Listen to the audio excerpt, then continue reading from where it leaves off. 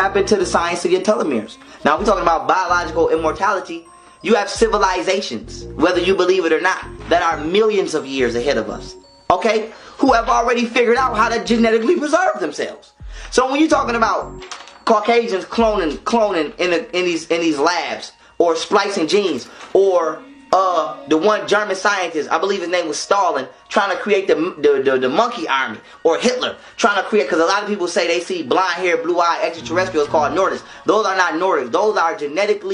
Those are offsprings of the genetic engineering process that Hitler was commencing in and trying to create a pure race. What was he trying to do?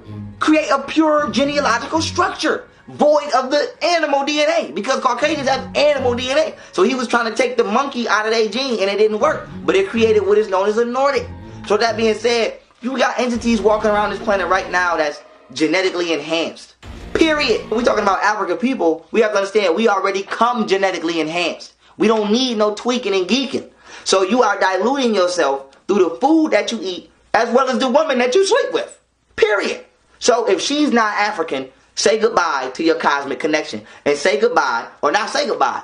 You already said goodbye. You need to be trying to restore your lifespan expectancy. So we already have multiple scientists. Multiple science. Norman Bigram was one who confirmed extraterrestrials are melanated. You have extraterrestrials right now interacting with this planet who have extensive and extravagant lifespans. Why? Because their cells are dividing at not only a slower ratio or a slower process, the telomeres, aka the wick of their candle, is extremely longer than the average person, and that's burning out at a slower process. So we're talking about science. This is something that's been practiced for millenniums on this planet.